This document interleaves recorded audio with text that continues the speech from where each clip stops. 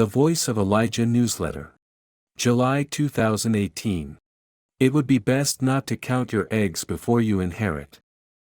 Read by Chris, an AI from Play.ht. Introduction. In the January 2017 issue of the Voice of Elijah newsletter, I told you that the Apostle Paul makes a statement in the second chapter of 2 Corinthians that one can easily overlook, if one doesn't know what he has in mind. But I also said that if one does know what he is talking about, it becomes a stark reminder of the pitched battle in which the Lord demands that each and every one of his children not only participate but also come out triumphant. Therefore, I showed you what Paul says, and then I explained what he knows that you need to know if you intend to overcome the wiles of Satan here at the end of the age. In the April 2017 issue of the Voice of Elijah newsletter, I first reviewed what I had told you in the January issue. Then I explained how the renewing of the mind that Paul mentions in Romans chapter 12, verse 2, fits together with the things I had already explained in those issues.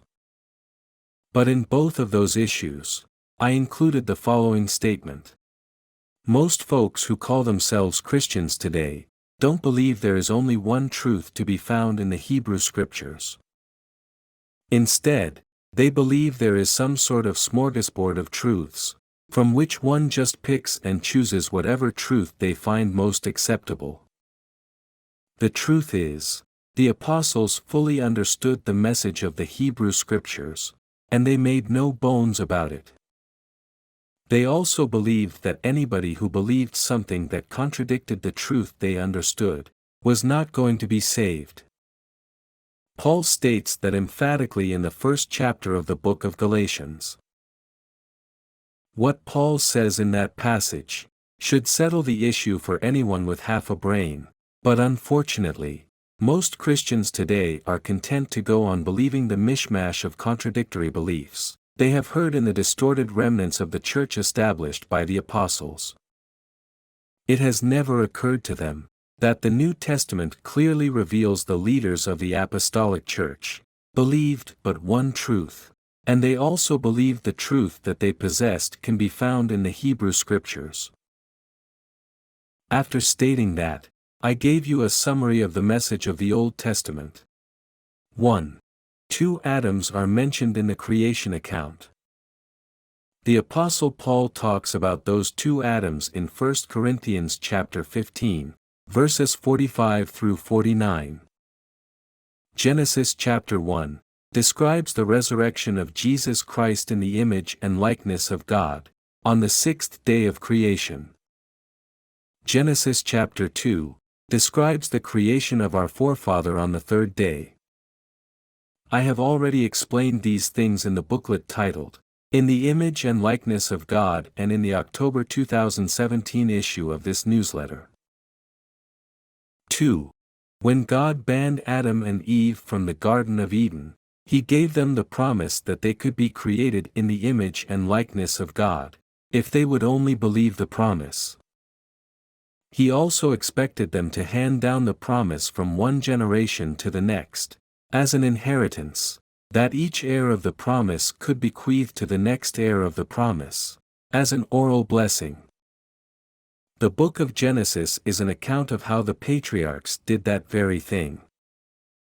I have already explained these things in The Inheritance of the Believer, Volume 1. 3.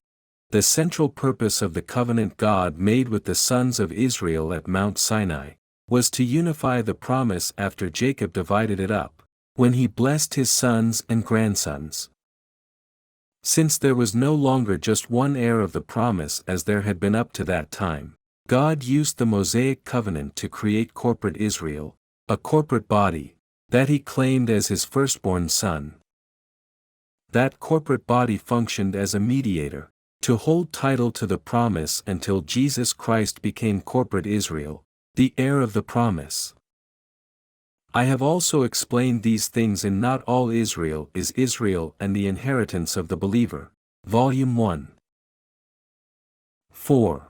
Under the terms of the law of Moses, An individual member of corporate Israel could be cut off from corporate Israel.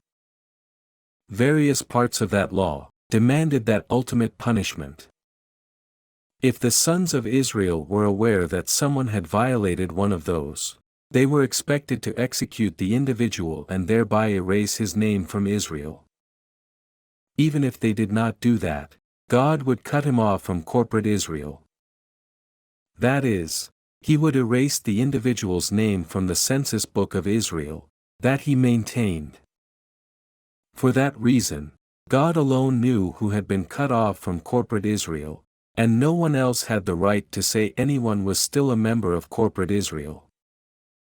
I have already explained these things in Not All Israel is Israel. 5. God made 2 covenants with the sons of Israel at Mount Sinai.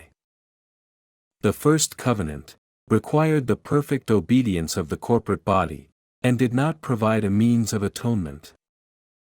If one individual sinned, every member of the corporate body became guilty. The second covenant provided a means of atonement for the individual. If an individual sinned, his sin could be atoned for through a sacrificial ritual, but the corporate body still remained guilty. I have also explained these things in The Inheritance of the Believer, Volume 1. 6. Because the sons of Israel failed to adhere to the requirements of both the first and second Mosaic covenants, the prophets Jeremiah and Ezekiel promised them God would offer a new covenant to the individual members of corporate Israel. He did that through the ministry of John the Baptist. But the new covenant that the Jews accepted at that time was just like the first old covenant their ancestors had accepted at Mount Sinai. It provided no means of atonement. If a person sinned, he would immediately be cut off from corporate Israel. So God cut off from corporate Israel all the members of corporate Israel, other than Jesus Christ, because they could not keep the terms of the new covenant.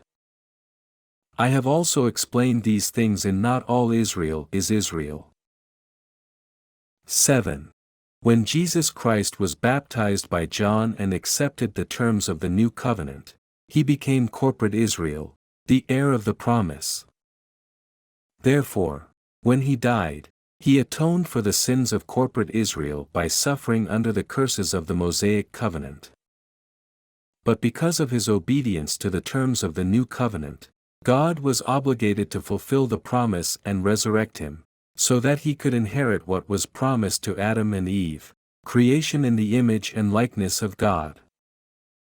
I have also explained these things in Not All Israel is Israel and in the pages of the Voice of Elijah newsletter and the Voice of Elijah update, over the past quarter of a century. 8. When Christ died, his death invoked the terms of the oral testament he had made prior to his death. Under the terms of that oral testament, all anyone has to do to inherit the promise is believe it, and apologize to God for the sins they have committed.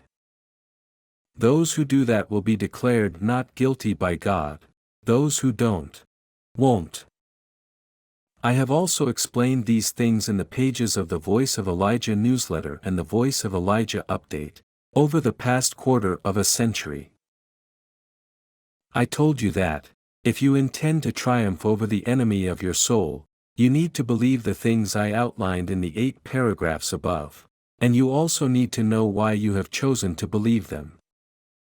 That is because the truth they provide is a refuge in which your soul can hide, whenever you face a fierce onslaught of enemy forces. Without them, you will have nothing you can use to defend against the lies that Satan propagates, for the sole purpose of destroying the souls of men. I also told you that, for that reason, I plan to write a series of articles in which I provide a summary explanation of those 8 parts of the teaching.